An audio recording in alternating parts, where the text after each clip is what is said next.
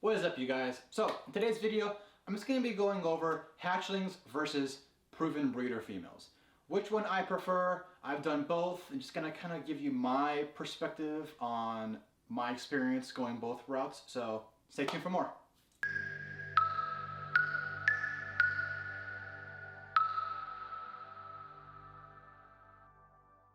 Alright, so first things first. New room, I'm sitting down in a stool, everything looks different. I officially moved my ball python collection upstairs into my empty bedroom. So this is the ball python room. I might do a video on it maybe, I don't know. But yeah, I've taken the next step, I guess you could say. MJ was saying that going to Justin's facility was like the big push for me, inspiration wise. I think it kind of was, you know. I repainted the room. I'm trying to get it all set up nice and organized, and I'm pretty excited. I didn't think I was gonna have an entire room for ball pythons. That was not the plan when I got this place. The plan was to have one room for all my reptiles, and that was it. And I'm at 2 now, so yeah. But also a huge shout out to everybody who's been supporting me on YouTube lately. That Canova facility tour, I keep wanting to call it JKR, sorry Justin. Canova tour that I did, that is at, last I checked, 1.2k views. That is the most views I've ever had on a video. I never thought it would get that high. So everyone that's watching and commenting and subscribing to that and liking it, thank you so much, it means a lot. And we're pushing almost 200 subs now. You know, when I started this channel, I had no idea that I would even get 100 subs. You know, and I hit 100 about a month ago. And in the last like 3 weeks, I've just climbed up like 87 subs, I think. So everyone who's actually subscribing, thank you. It means a lot. You know, people I don't think realize, you know, when you make these videos and you see your sub count just continuously go up, it feels good. It feels really good. So thanks, guys. But let's get back to the point of this video, and that is hatchlings versus proven breeder females. So I'm gonna start off with the hatchlings. So the hatchling thing is, it's really going to be mostly self-explanatory for the most part, you know. Buying hatchlings, it is in the end going to be a lot cheaper for the most part, depending on what you buy, you know. Like if you're going to buy a hatchling dreamsicle, I think right now that it depends, you know, if it's just a single gene, or not single gene, but just, you know, lavender pied, a male is like $2 grand, and I think a female is about 3. You start adding genes to it, codoms, you know, yellow belly, blackhead, it's obviously going to go up. But if you take that same snake and you buy it as a proven breeder, you're going to be paying a hell of a lot more. I mean, I think I've seen proven breeder dreamsicles for like 6 or 7 grand. So at least double the price of what you could get for a baby. So the big thing is, you know, babies will be the cheaper route to go than a proven breeder. It is going to take longer. You know, so that is one thing. You know, you have to wait 2, 3, sometimes even 4 years. You know, it depends how they grow. All these snakes are different. You know, I've seen some snakes that I have that are hitting the 2-year mark that grew hella fast, and then I have some snakes that are, you know, 3-year mark that are just now hitting the 1k gram mark. Not wall. One did hit a wall, but at the mark. So it all depends. You know, there's no guarantees in ball pythons. You know, you're not gonna buy a snake, a hatchling, and there's no guarantee that that snake is going to eat every week.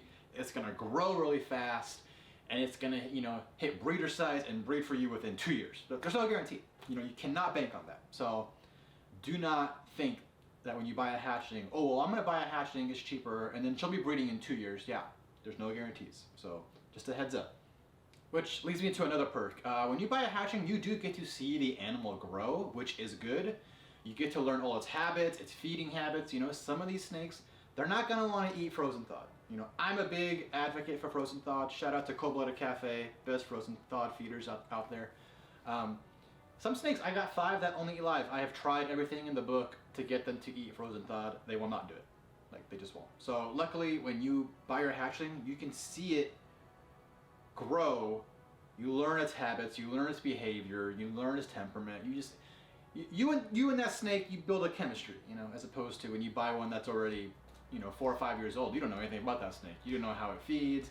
You don't know if it goes on feeding strikes, all that fun stuff with ball pythons. But yeah. And the last thing for hatchlings to me that's really a huge perk is you can be a lot more selective with what you're buying. there's only so many proven breeders out there on the market. And if you're looking for, you know, a recessive or multiple recessive or a really stacked with codoms proven breeder, you're gonna be paying a pretty penny. You know, they're not gonna let those go cheap. No one is. That's just the way it is. With hatchlings, you can buy, you know, a pretty stacked hatchling for a reasonable price. You can buy a hatchling that's a double visual or a visual with a recessive for a reasonable price. You know, I personally, all my hatchlings that I buy, they either have at least one visual or they're double hets. You know, but I try to at least get one visual and a het, double visual or double hets. You know, the way the market is going right now, the way I see it, it's a recessive game. So everything is going to be multiple recessives. If you're not breeding things with at least a het in it, I just feel like it's going to be hard to move some things sometimes. And that's just my personal opinion. I think the way to go is to at least start buying snakes that have some form of recessive in their blood. You know, that's the way to go. So the other perk, more selective with your genes. You can buy super stacked codom snake a lot cheaper than you can. You know, you might not even find it. You know, you might be looking for a banana coral glow blackhead that you want as a proven breeder, but you can't find it. It's not on the market. But you see, you know, 5 or 6 hatchlings on Morph Market. So ease of access with hatchlings is a huge plus over buying the proven breeder, for sure. All right, so now buying breeder females. There's a lot of perks. One is a faster intro. You know, if you're looking to get into the game quick and not wait 2 or 3 years, that's your way. You just go, come with a blank check and start buying proven breeders, and you'll be breeding hopefully that season. You know, depending on when they lay. You know, if you bought a proven breeder that just laid 2 months ago, she's not gonna play for you anytime soon. You know, you need to give her a rest. But yeah, it's a faster intro. You don't have to do the whole 2, 3, 4 year waiting game. It's literally then and there. You're good to go. The other perk to proven breeders is you know they're proven. So this goes back to the nothing's guaranteed in ball pythons thing. You could buy a hatchling, raise it, grow it. It's, you know, 1,500 grams within, let's say it grew really well and it's 1,500 grams within like the 2.5 year mark. It might not lay for you. It might not breed. There's no guarantee. You know, with a proven breeder, you know this snake has bred in the past. It's laid in the past, so you know what you're getting. You know, okay, this snake is going to give me eggs. Hopefully. There's not this like, well, this is her first year breeding. She might slug out. She might not lay. She might reabsorb. You never know. You know, and then the knowing it's a breeder, the proven breeders that I've bought, I've only bought a couple, about 3. They've come with a card that shows, you know, the number of eggs they've laid, when they were bred, all the info, you know, if they slugged, that kind of stuff. So you'll know, you know, if you get it from the right person, you'll know, okay, this snake, you know, she laid 6 eggs the last 4 years in a row. She had 1 slug that year. She had no slugs these 3 years. So you're getting a lot more information about that snake than you would with a hatchling that's got no experience. Which brings me to my last thing, visual recessives with proven breeders. So you're gonna pay a lot more if you're getting a visual recessive than a het.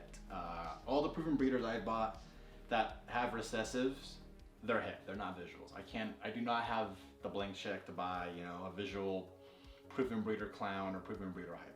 I can't do it. Some people can, and you know what? That's good for you. You know, I'm not knocking anybody. You know, I wish I could. If I could, I would. Trust me, 100%. But yeah, they're gonna cost more. You're not gonna get a visual recessive proven breeder for cheap. So don't go into this thinking I'm gonna go find a, you know, clown proven breeder female for $500. No, you're not. It's not gonna happen. So just don't do it. Don't try it. So in the end, this is all up to you. You know, like I've said in numerous other videos, it's all personal preference. Do you want to go the long route that's cheaper, or do you want to just get the instant into this, you know, I don't want to call it a hobby. It's an industry. It's an industry, you know, it's big. If you want the instant in, you know, drop that money, buy those proven breeders, and get started really quick, you know, or you could do what I did. I honestly prefer just doing the hatchling route. You know, I started with the hatchlings. I bought a few proven breeders that were just really good deals that I saw. I'm like, hey, that's, you know, that's a proven breeder.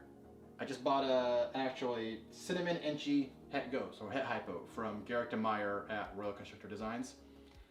Super good deal. You know, awesome snake. I know she's gonna prove. She laid later this year, like not too long ago, so she'll be laying again later into next year, but that's fine. I can wait. I'm not in a rush, you know. I got plenty of hatchlings. I'm still growing up here.